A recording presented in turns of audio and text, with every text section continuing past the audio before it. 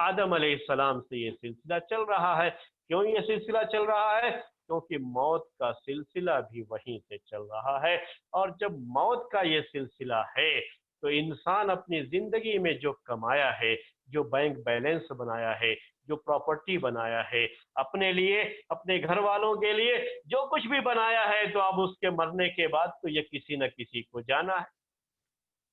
ये मैं आपके सामने जो है पूरी जो तमहीद बांधा हूं, अब तक जो बयान किया इसी को पेश करने के लिए बयान किया कि आखिर किसी न किसी को जाना है, तो किसको जाए ये? कौन उसका ज्यादा मुस्तहिक है? किसको ये मिलना चाहिए? आदमी का जो भी माल है मरने के बाद उसके, वो किसको मिले?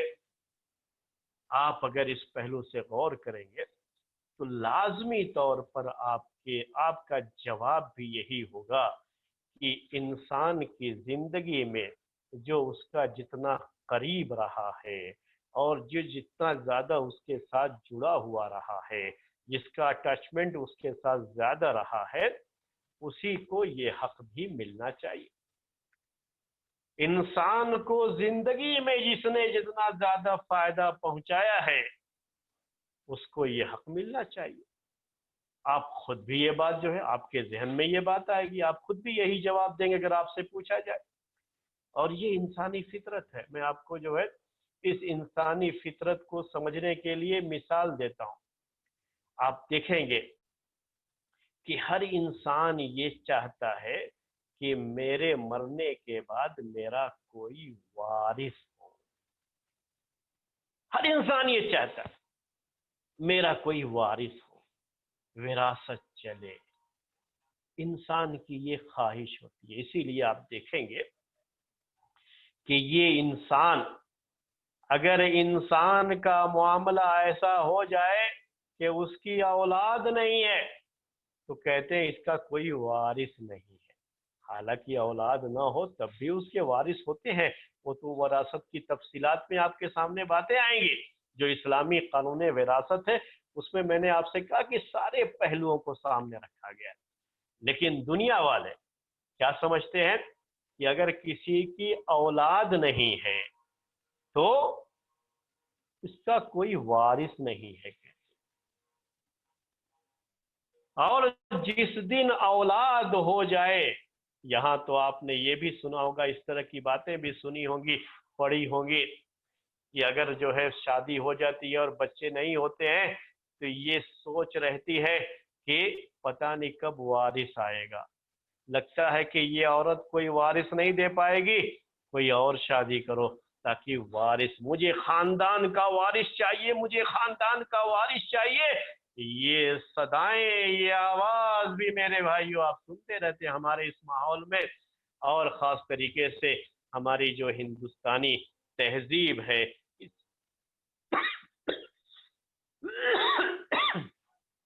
इस तहजीब में मेरे भाइयों इस तरह की बातें जो है होती रहती है। ये यहाँ की तहजीब में ये सब चीजें क्यों है कि आदमी क्या चाहता है कि उसका कोई वारिस हो, और हर एक की ये ख्वाहिश होती है कि उसका अपना कोई वारिस हो। इससे इंसान की जो मेंटालिटी है वो आपके सामने आ गई होगी। इंसान की मेंटालिटी क्या है कि उसका वारिस कोई उसका अपना खून होना चाहिए। ये इंसान की ज़हनियत है। इंसानी फितरत में ये चीज पाई जाती है कि बाप ये सोचता है कि मैंने जो कमाया है, मेरी मेहनत की कमाई है, मेरी गाढ़े पसीने की जो है, मेरे पसीने की ये गाढ़ी कमाई, मैंने बड़ी मेहनत करके जो पैसा कमाया है, मेरे मरने के बाद मेरी औलाद इससे फायदा उठाए। इसीलिए अगर किसी की औलाद नहीं होती है तो लोग क्या सोचते हैं, अरे मैं किसके लिए कमाऊं, मैं किसके लिए कमाऊं। और बाज़ लोगों को तो हमने देखा कि उनकी औलाद नहीं है तो पैसे तो बहुत कमा रहे हैं, लेकिन वो पैसे उसी लिहाज से उड़ाते रहते हैं, क्योंकि उनकी सोच ये रहती है कि मैं जमीन जायदाद बनाऊं तो किसके लिए बनाऊं, मेरा तो कोई वारिस नहीं। ये इंसान की ज़हनियत है। इसीलिए ایک باپ بھی کبھی اپنے بچوں سے جب دیکھتا ہے کہ بچے کچھ اس کی بات نہیں سن رہے ہیں، یا باپ بہت زیادہ کمانے میں مشغول ہے، بیٹوں کو اولاد کو وقت نہیں دے پا رہا ہے، اور اولاد جب شکایت کرتی ہے تو باپ کیا کہتا ہے ایسے وقت میں کہ میں یہ سب کس کے لیے کر رہا ہوں؟ تمہارے لیے ہی تو کر رہا ہوں یہ سب۔ یعنی باپ کیا کہتا ہے کہ میں اپنی ساری تگ و دو، ساری محنت، ساری کوشش کس کے لیے؟ اپنی اولاد کے لیے کر رہا ہوں۔ اور ایک حقیقت ہے میرے بھائی، یہ میں نے آپ سے کہا انسانی فطرت ہے، یہ ایک حقیقت ہے کہ انسان اپنی اولاد کے لیے بڑی محنت کرتا ہے۔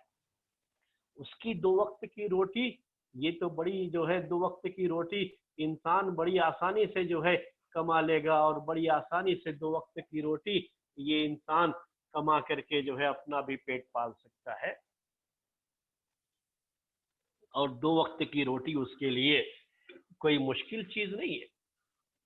لیکن انسان اگر بہت کوشش کرتا ہے، زندگی میں بڑی محنت کرتا ہے، تو اس میں کہیں نہ کہیں اس کی یہ سوچ ہوتی ہے کہ میرے مرنے کے بعد میری جو یہ اولاد ہے اس کو کسی طرح کی پریشانی نہ ہو۔ اپنی اولاد کے سکھ کے لیے یہ باپ، یہ ماں، یہ سارے دکھ اٹھانے کے لیے تیار ہوتے ہیں۔ کس کے لیے؟ اپنی اولاد کے سکھ کے لیے، اپنی اولاد کے آرام کے لیے یہ لوگ دکھ اٹھاتے ہیں، پریشان ہوتے ہیں۔ یہ چیزیں ساری کی ساری ہوتی ہیں، یہ ایک حقیقت ہے جو ہم میں سے ہر کوئی جانتا ہے۔ تو میں یہ باتیں آپ کے سامنے جو پیش کر رہا ہوں انسانی فطرت کو بیان کرنے کے۔ تو انسانی فطرت یہ ہے کہ ہر کوئی یہ چاہتا ہے کہ اس نے جو کچھ بھی کمایا ہے اس کے مرنے کے بعد اس کی اولاد کے یہ کام آئے اور اس کی اولاد اس سے فائدہ اٹھائے۔ ہر کوئی یہ چاہتا ہے، کیونکہ کسی بھی آدمی سے جو بہت گہرا رشتہ جس کا ہوتا ہے، براہ راست جو تعلق ہوتا ہے، وہ اس کی اپنی اولاد کا ہوتا ہے۔ یہ بڑا گہرا رشتہ ہوتا ہے، اور اسلام نے بھی قانون وراثت میں ان چیزوں کا خیال بھی کیا ہے، اس کا لحاظ بھی کیا ہے۔ اس لیے میں یہ باتیں جو ہے آپ کے سامنے ان باتوں کو اجاگر کر رہا ہوں۔ ابھی میں آپ کے سامنے جو تفصیل بیان کر رہا تھا وہ یہ کہ مرنے کے بعد کس کو جائے یہ مال جو آدمی زندگی میں کمایا ہے، تو ان کی پہلا حق اس میں اس کی اولاد کا ہونا چاہیے۔ یہ انسانی فطرت ہے۔ اس فطرت کے لیے میں نے مثالیں آپ کے سامنے پیش کی، اور اس فطرت کو جاننے کے لیے جو مینٹالٹی انسان کی ہوتی ہے وہ میں نے آپ کے سامنے پیش کر دی۔ سب سے پہلے انسان یہی چاہتا ہے۔ اس کے بعد دوسرا مسئلہ کیا ہے اس میں کہ شوہر اور بیوی کا تعلق زندگی میں بڑا گہرا ہوتا ہے۔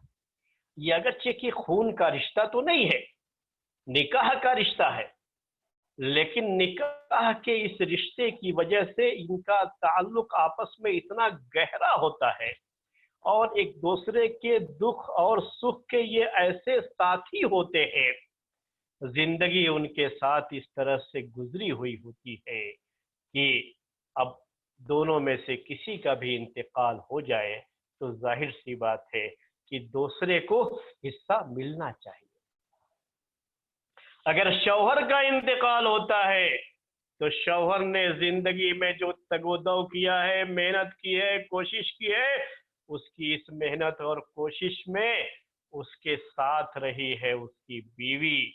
اگر شوہر نے کمانے کے لیے باہر کی ذمہ داریاں اٹھائی تھیں تو بیوی نے گھر کی ذمہ داریوں کو سنبھالا تھا، اور یہ گاڑی کے 2 پہیے کی طرح سے جو ایک دوسرے کا ساتھ دیے ہیں تو زندگی کی یہ گاڑی چلتی رہی ہے، اور یہ سلسلہ جو کمانے کا تھا یہ سلسلہ صحیح معنی میں آگے بڑھا ہے۔ اگر آدمی گھر کے کاموں میں الجھ جائے تو باہر رہ کر کے زیادہ پیسے نہیں کما سکتا ہے آدمی۔ تو یہ چیز بھی ذہن میں رہنی چاہیے کہ شوہر اور بیوی کا تعلق اگرچہ کہ یہ خونی رشتہ نہیں ہے، لیکن بہرحال زندگی کا یہ بھی ایک بڑا ہی اہم اور بڑا ہی مقدس رشتہ ہے، اور اس رشتے کے حوالے سے دونوں میں سے کسی کا بھی انتقال ہو جائے تو اس کی جائیداد، اس کی پراپرٹی اور اس کے مال جو بھی چھوڑ کر کے گیا ہے اس کو بھی ملنا چاہیے، اس کا بھی حصہ ہونا چاہیے۔ یہ انسانی فطرت ہے، یہ انسان کا ذہن کہتا ہے۔ اللہ تبارک و تعالیٰ نے قانون وراثت میں اس کا بھی خیال رکھا۔ تو میں آپ کے سامنے یہ شوہر اور بیوی، ہمارے یہاں تو یہ حال ہے، یعنی ہم ہندوستانی تہذیب کی بات اگر کریں کہ اگر شوہر کا انتقال ہو جاتا ہے اور اس کی بیوی زندہ ہے جو بچوں کی ماں ہے، تو یہاں تک یہاں کی مینٹالٹی ہے، یہاں کی سوچ ہے کہ جب تک ماں زندہ رہتی ہے وہ تقسیم کرنا بھی نہیں چاہتے، اور ماں یہ سمجھتی ہے، جو مرنے والے کی بیوی یہ سمجھتی ہے کہ شوہر کا مال ہے، گویا کہ سب کچھ اسی کا ہے، وہ اسی انداز سے سوچتی ہے، اور اسی کے بعد ہی کسی اور کو یہ چیز چاہے، مطلب یہاں کی مینٹالٹی تو یہاں تک ہے۔ لیکن اسلام نے خیر ان سب چیزوں میں بڑا توازن قائم کیا ہے۔